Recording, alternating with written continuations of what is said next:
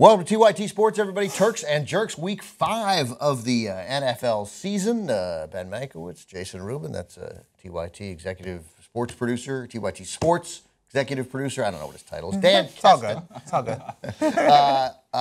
Welcome, everybody. Dan, having a nice year, and as always, when it comes to Chris and I sit here talking about gambling, the only guy who should be on is Dan. All he does is win. All he does is win. Okay, so Turks and Jerks, we will post Turks as well, but let's open with Jerks this week. Week 5. Change up. You want to open with Turks? Does that make you feel better? No, we can change it. All right, let's open with Jerks. Jason, we'll begin with you. Throwing short on third down. It happens so much. So basically, the best example to use from Sunday's NFL action was Derek Carr to Marcel Reese on 4th and 19, down 16-7 in the fourth quarter. We're going to throw a nice screen pass for 4 yards. I'm going to defend Derek Carr there because Not Derek Carr's fault. That play looked called. Like that looked like that was the play. Yeah. No. It wasn't like On 4th and 19, on 4th and anything more than 10, a screen pass has never been the right call in the NFL. I'm not saying it's the right call. I'm just saying I think that's a call from the sidelines. Like that was the play, a screen. So he ran a screen. Right. It just seems insane. Like on 3rd and 19, when they're playing back and you want to run that screen because you think it'll get 11 yards and put you manageable 4th and 7, 4th and 8. I hear you, but on 4th and 19, when you can't give up the ball, you can't run. You have to throw to the sticks. But the examples to use are pretty much everywhere. Almost every team that lost this week, Titans specifically, Ravens multiple times on 3rd and 10 will throw it right over the middle for 4th and 5. And whatever happened. Our background, by the way, this week is old school quarterbacks. Joe Montana being one of them, who you mentioned, never a point in his career where he didn't convert on 3rd and 7. Or was it a point that you didn't believe he wasn't going to convert on 3rd and 7? You don't want to know why? Because he threw the ball past the first down line every single time. Yeah, or to Jerry Rice or John Taylor or Roger Craig. And they never, one of the great things about guys like Montana is those guys never didn't catch the ball in stride. So if it was 3rd and 7 and it was a 4-yard slant, they were running full speed, and what do you know? They'd gained 17 more yards. But and they would even the Patriots who run this 7-yard or less offense over and over and over again, if it's 3rd and 7, 3rd and 8, they're throwing it to the sticks every single time. So in multiple occasions. So your point is throwing on 3rd and long. Yeah, you're being over throwing short on 3rd and long. Yes, you're being too conservative. It doesn't win you football games. Well, I mean, Ken Wisenhunt first. That's Chris List's favorite nickname is Ken Wizen Punt. Yeah, it's a good one. It's a good one. Yeah. But yeah, there's always a lot of over-conservatism in that game. And it costs teams week after week. I mean, John Fox is the worst. We talk about it all the time. Right.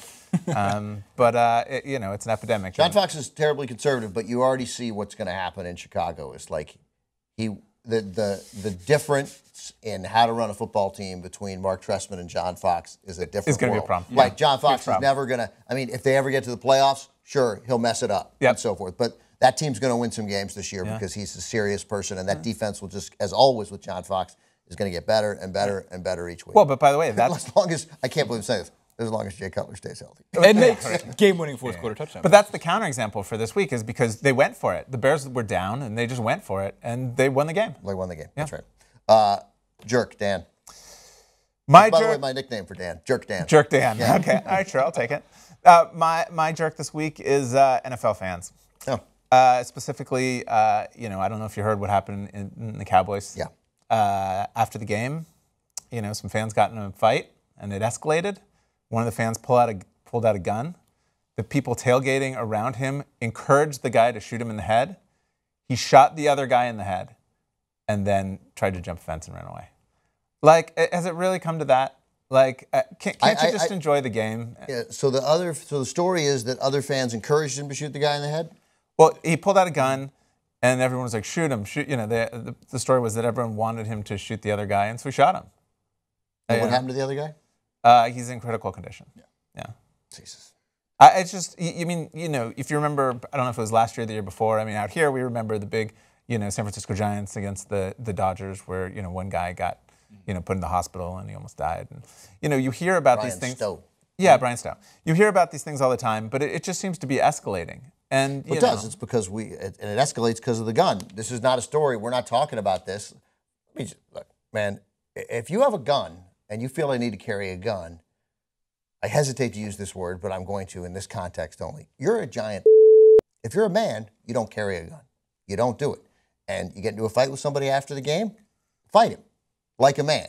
And we know what would happen? The guy might have broken his jaw, something horrible, terrible. But we wouldn't be talking about it today, and that guy would be fine. And most likely what would happen is nothing. He'd get punched, and his lip would bleed, and the other guy's lip would bleed, and they'd go home, and their wives or girlfriends would think, I can't believe I'm with this loser, right? Yeah. That would be the end of the story, right? But now this guy's got a gun, and now one guy might die, and he's going to go to prison for the rest of his life when they find him, and they will find him. Be a man, give away your gun. Be a man and give away your gun. And you can be upset. I mean, you lost 30-6. I understand you're not happy with the game, but like, come on. It's like, you know. It's a football game. It's a football game. And it's not even You weren't in it. You're a fan. You're not good enough to play football. You couldn't be less of a man. You're a disgrace to men. All of you who think you're cooler and tougher because you carry a gun. You're a disgrace to men. Okay, so. I think that's all I got. I don't know what I'm going to say after that. I don't really care. I'm going to go to Ben. Jerk of the week for Ben is not men who carry guns. Yeah, real men who first of all, don't fight at all. But if you have to, go like this. That's what men do. Okay, so, you know, I didn't find a tremendous amount of jerks this week. Usually it's easier to find jerks than Turks. This week I thought many more Turks than jerks. So I'm going to belabor this point until I get tired of it. No one's going to ever talk me out of it. But until coaches recognize that when you're about to fall behind and it's the end of the game, preserve your chance of winning. And this week, the guy who was the biggest offender of it caught a break because his team somehow managed to go 46 yards in 24 seconds and kick a field goal and tie the game. I'm speaking of the Washington Pigskins.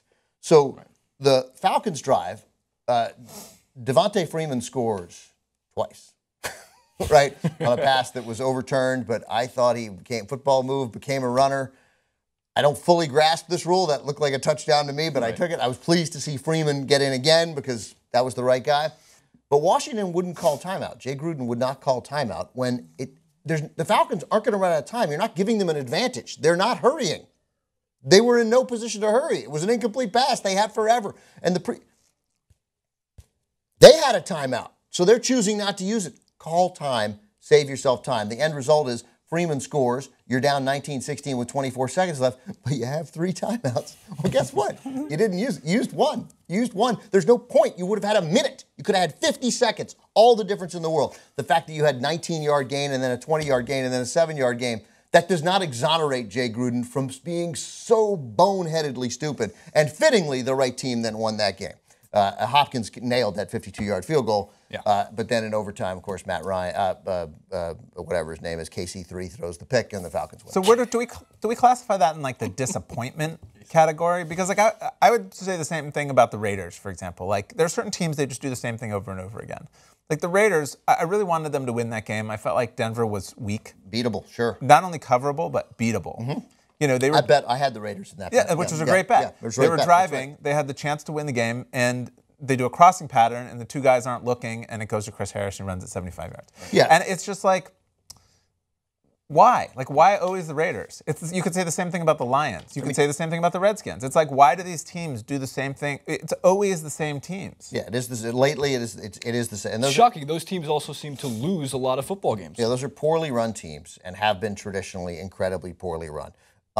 And the Raiders and Washington in particular, incredibly poorly run. But for years, Matt Millen in Detroit, obviously, that was a.